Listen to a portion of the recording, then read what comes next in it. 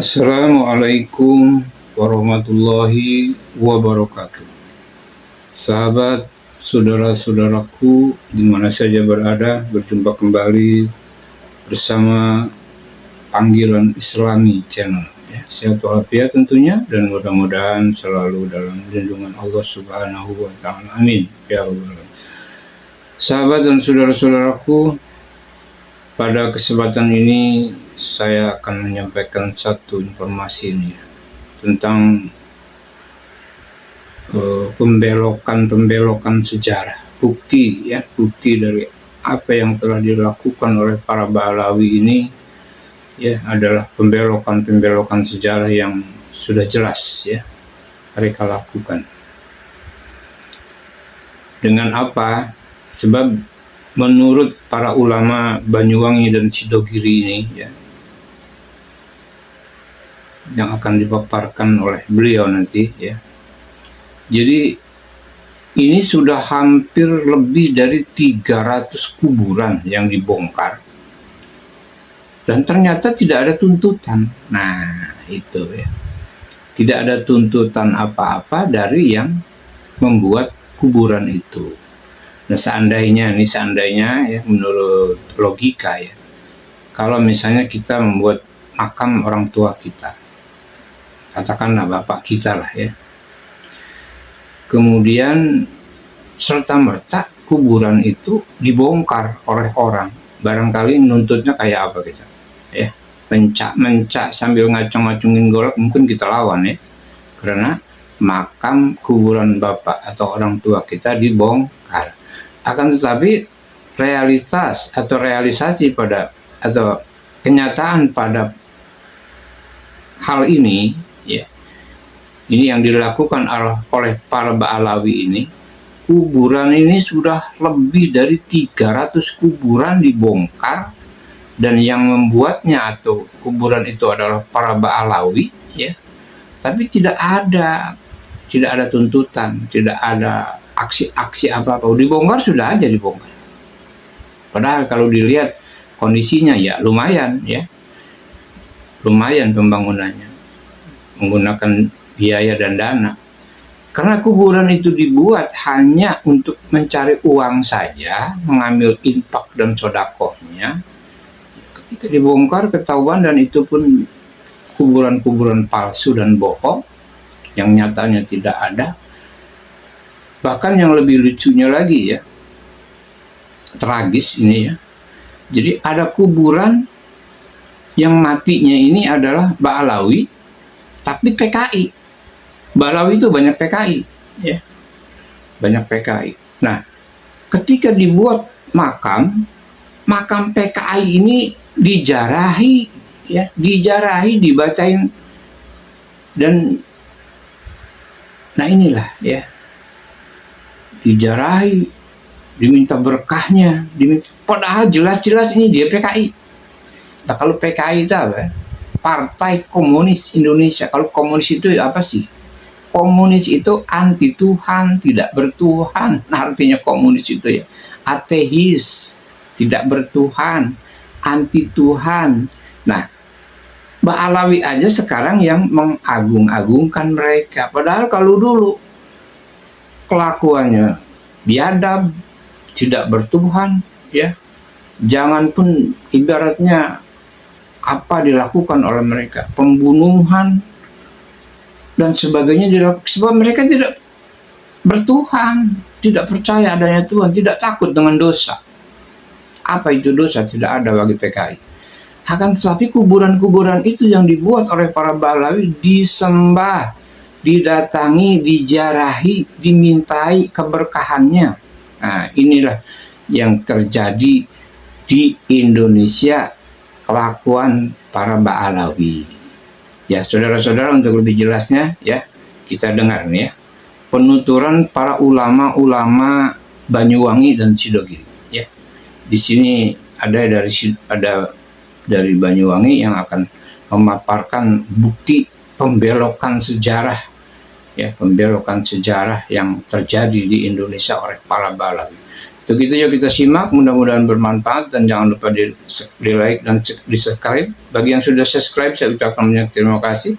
Semoga bermanfaat dan semoga Allah bukakan pintu rezeki yang sebesar-besarnya, amin. Allah beri kemudahan yang semudah-mudahnya, amin. Serta Allah beri umur panjang dan bermanfaat, amin ya rabbal alamin. Kabupaten Banyuwangi, Kabupaten Utor, waktu dan tempat kami lakukan sekaligus doa. Assalamualaikum warahmatullahi wabarakatuh. Sebelumnya saya mengucapkan selamat atas terbentuknya pengurus perjuangan Wali Songo, cabang Genteng maupun Laskar Sabilillah cabang Genteng.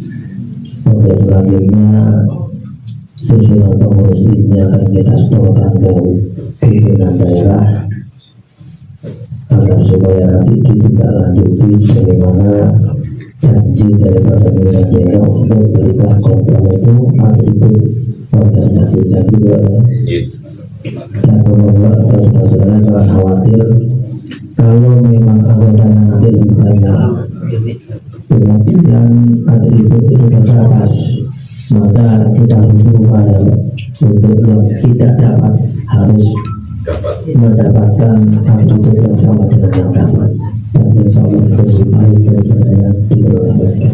Itu ya, Bapak-bapak dan saudara, saya ingin menyampaikan kepada sampean kenapa kok saya ini terlibat di PDI. Padahal saya sering ditegur dengan kesimpulan. Saya ini suriah terpernah ulama, pelanggaran berat berada di dalam PDI.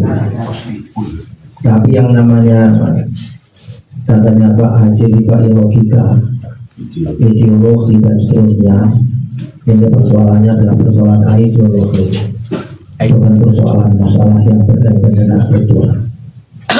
Cuman yang membentuk pikiran saat ini, pembelokan sejarah ini memang betul-betul nyata dan terjadi di Indonesia.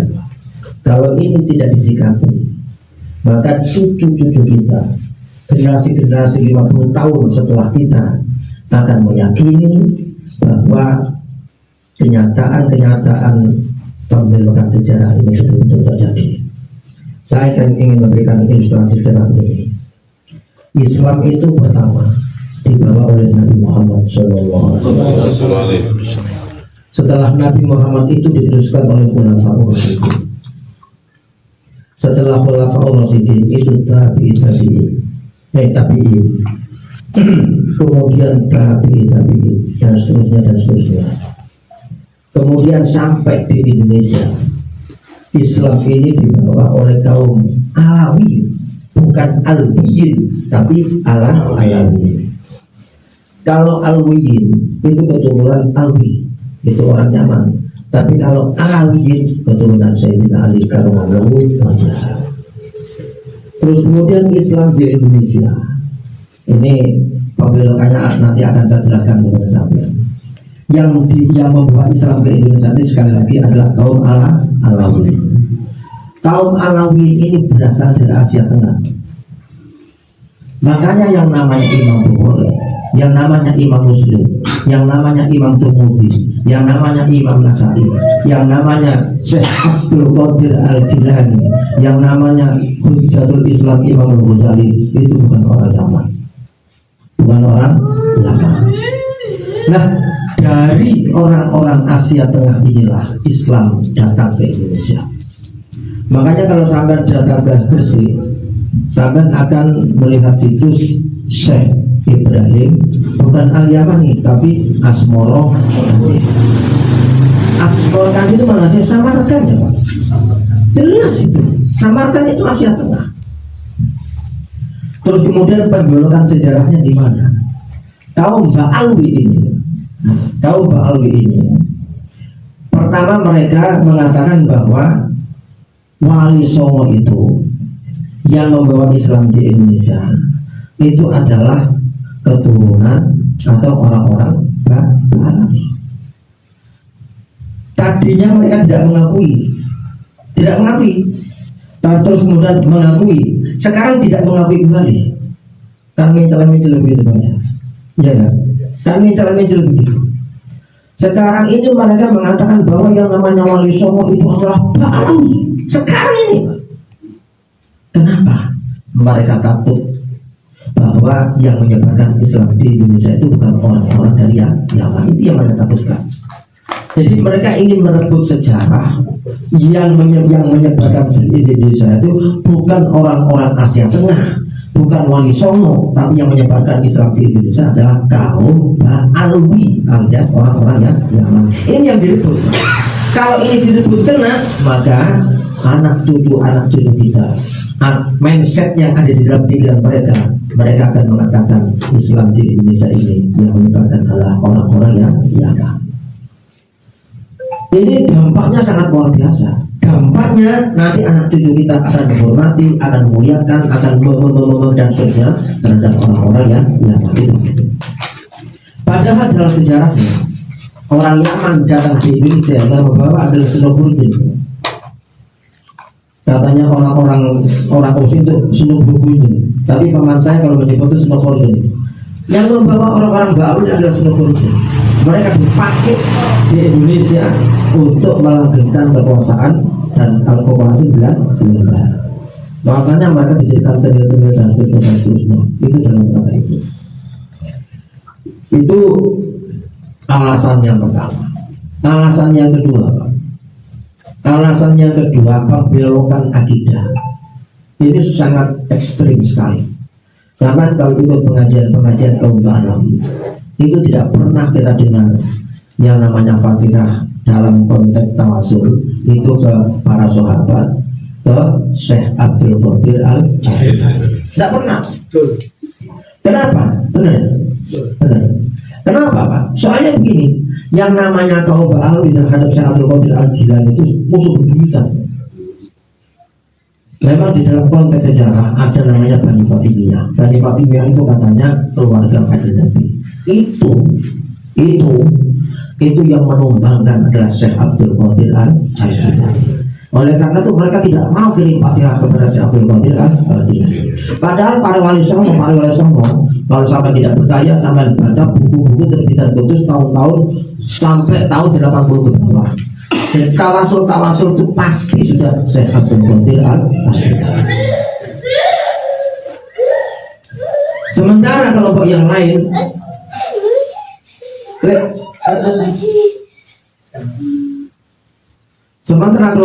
kan berdiri Fakih dan seterusnya. Di sini perbedaannya.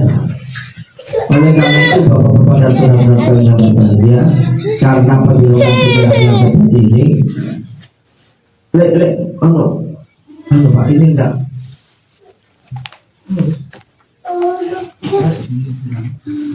Apa ini bagian dari hiburan? Malaikat kan terus nih.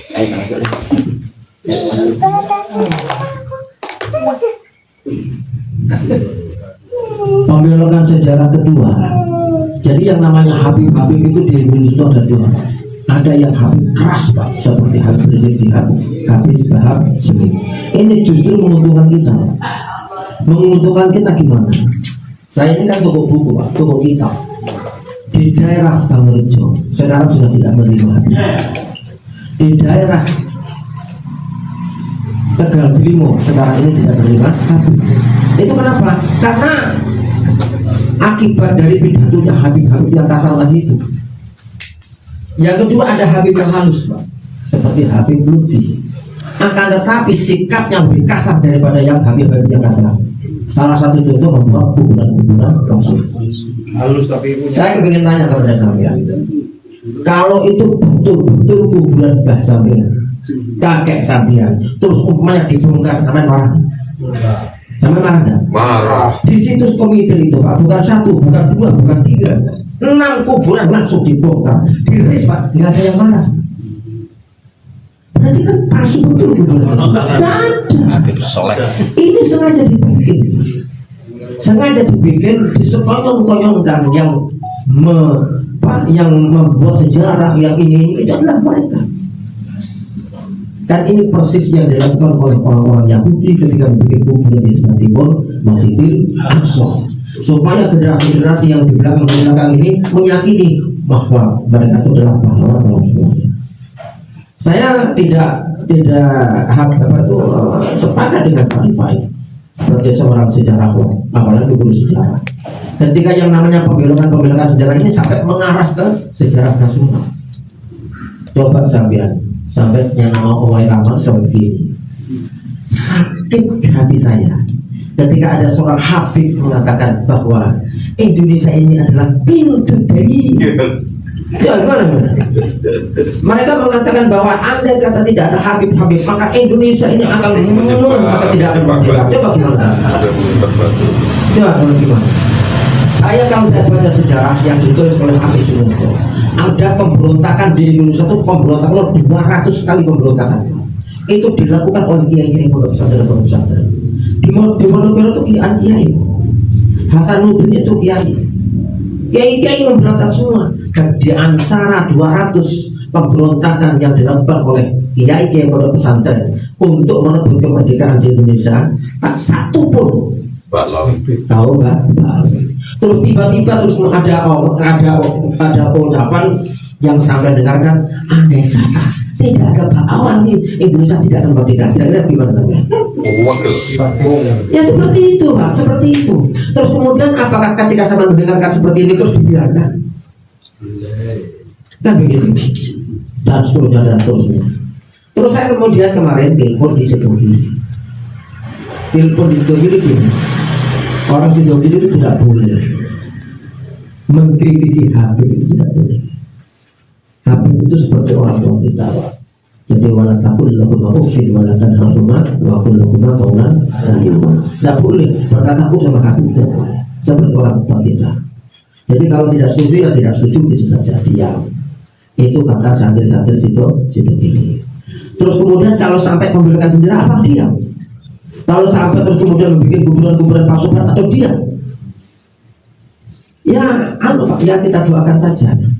Kan bukan jawaban begitu ya. Kan repot sendiri kita ini. Jadi ternyata seandainya kita ini kompak untuk tidak mengundang mereka, tidak memberikan panggung terhadap mereka, tidak memberikan tempat terhadap mereka itu sebetulnya tidak bisa berbuat apa-apa. Yang membuat panggung mereka itu kita, orang-orang kita. Oleh karena itu salah satu di antara tugas PBI ini memberikan pencerahan seperti ini. Yang juga di panggung terus maris Pak, yang bisa ngomong guys. Ini sudah waktunya waktu seperti ini untuk mampu untuk menyampaikan berbagai orasi dan sebagainya. Terus kemudian salah satu di antara yang lain PWI ini adalah dalam rangka untuk menjunjung tinggi pribumi. Kenapa? Karena pribumi itu jelolok warga nomor sekian yang namanya pribumi ini. Siapa yang akan mengangkat sampean kalau tidak kita sendiri? Jadi kita berbuat itu untuk kita sendiri. Oleh karena itu PWI terbentuk, LS terbentuk adalah dalam rangka menuju ke sana. Yang namanya pembelokan sejarah harus kita setruk, kita luruskan dan seterusnya. Terus kemudian yang terakhir saya tambahi yang namanya pembongkaran makam itu bukan hanya 1, bukan hanya 10, bukan hanya 100, sudah 300 lebih. Tidak ada yang marah. Berarti kuburan itu adalah kuburan palsu. Jadi mereka itu berani memalsukan itu. Ini saya tidak menyebutkan kitabnya karena itu ada kitabnya dan seterusnya. Terakhir Bapak-bapak dan saudara-saudara, yang namanya PWI dan LS ini Pak, ini harus ada pertemuan rutin Pak. Harus ada pertemuan rutin semacam kajian-kajian sehingga bisa berkesinambungan. Berikutnya lagi, ini ada Nur Salim ini Peter Berjanjen. Dulu itu namanya Berjanjen Pak. Kenapa? Itu karena Al-Barzanji itu Pak, itu dilombakan. Tidak seorang mengerti, itu dilombakan. Yang melombakan itu adalah Syekh Mustafa. Dilombakan, kemudian diuji, lalu diberi hadiah. Lahirlah seorang pengarang yang namanya Syekh Abdul Rahman Al-Barzanji itu. Tiba juga begitu. Tiba itu tidak main-main. Nah sekarang sahabat apakah mendengar tiba sekarang? Tidak. Apakah mendengar Al-Barzanji? Tidak. Kalau Barzanji dibaca, ingat kepada Wali Songo. Kalau tiba dibaca, ingat Wali Songo. Ini disetel oleh mereka di garis itu. Fatihahnya saja dirubah, saudara.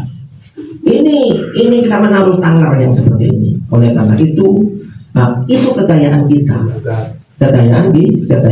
Karena ini kekayaan kita, maka dalam kegiatan-kegiatan PWI yang bersama dengan LS ini atau Laskar Sabilillah, hendaknya yang namanya tinggalan-tinggalan sholawatan ini senantiasa dibaca.